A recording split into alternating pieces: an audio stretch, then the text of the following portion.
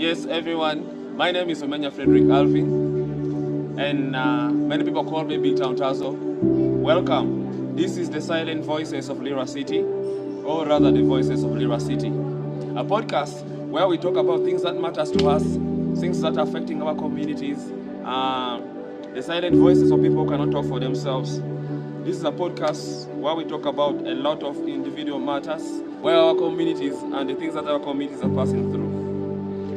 Today, I want us to talk about something that we often don't talk about enough.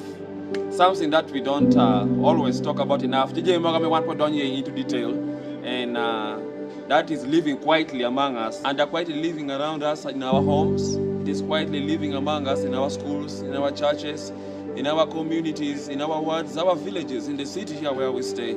But we normally don't talk about. And today I want us to talk about that. Today I want us to talk about that important issue that can help all of us, the common issues that affect the common man around our communities, and that is mental health. But before I go further, if you are that person whom you know that you're passing through a difficult situation, you're carrying something heavy in your heart and you don't know how to put it down, this episode is for you. Stay with me.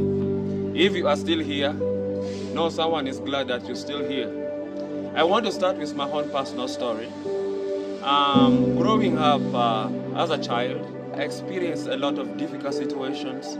Growing up in the streets, 2003, the early years of 2003, 2004, when there were a lot of camps in the city, of course, you know, the LRA war that was happening, and there were a lot of camps in Lira City that forced me a lot of difficult situations by then to move to the streets, and actually had to go and stay there for 7 years. Can you imagine that? Stay in the streets of Lira, in the streets of Gulu, in the streets of Kampala.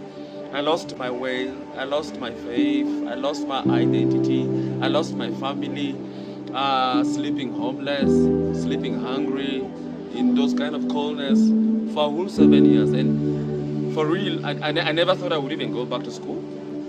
I never thought that one day I would pick up.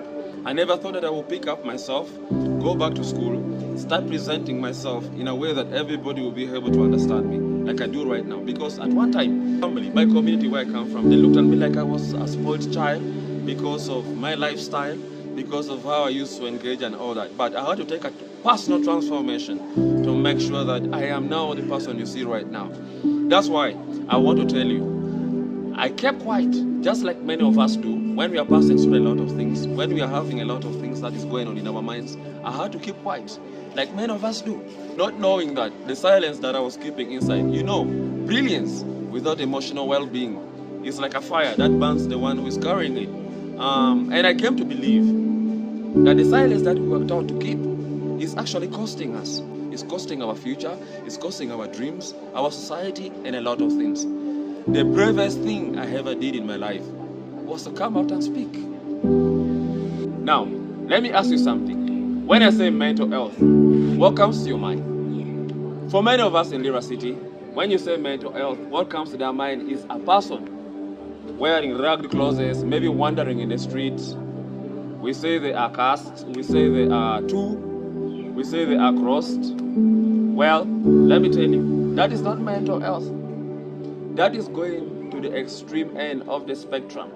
And most of us are stuck just in the middle of it. Most of us are struggling in ways that nobody can see. Mental health is how you think. Mental health is how you feel. And mental health is how you can cope with life. How you cope with everything that you're passing through. And that is it. When your thoughts are heavy, when you feel angry for weeks and you don't even know why, when you're anxious about tomorrow, that you cannot even sleep at night, when you wish that nobody will notice if you are just gone, that is a mental health experience. It's happening in our everyday life, here with us in Lira City. Stress from school exams, depression after losing a parent, anxiety from unemployment, the trauma passed to us down from the long conflicts of wars in northern Uganda. These are not spiritual problems. These are human experiences. They are not weaknesses. And they deserve real attention. To the secondary school student, the one who goes at home and sits alone because it is too painful to explain what they're going through. I see you. To the university student who is doing so well on paper, but falling apart from the inside, I see you. To the young man who has stayed almost for 3-4 years, you have looked for jobs, and almost you're thinking that you are the problem. You are not the problem. I see you. To the young girl who is carrying things, who is carrying a lot of pain in her, the life she never chose, and she's carrying a lot of pain and the things that they gave to her by force. I see you. Your healing is valid. To that young man who is hustling in the street, who has tried every kind of thing to make sure that they survive, and are feeling that things are so heavy on them, I still feel you. Your healing is valid. Happiness is with all of us. Sometimes it is hiding just next to the conversation that we were afraid to start. That is why I'm saying, getting together, knowing that you're out there matters to us. Knowing that you still exist matters to us. It's why we are creating this community, so that you share with us your story, what you're passing through. We can refer you to a professional counselor, somebody who can get back to you and talk to you. We can refer you to a hospital, or if you need any kind of medical help, because these are human experiences. We are passing through a lot of things. People are passing through a lot of things. Different days, different times, different dimensions, and different ways. So don't think that you're alone, because you are one of us and you are part of us. Now, these are the practical steps that we can go through to make sure that we curb mental health. These are the practical things that we can go do. So I'll go into 3 steps. 1, whatever that you know you're going through, you write them down. As many as they are.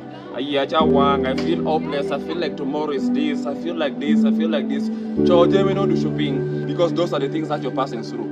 Again, doing the other way around, make money, or make you sad or depressed and all that. So you do that, do shopping, write them down one by one, one by one, one by one. Then you don't need to tell everyone what you're passing through.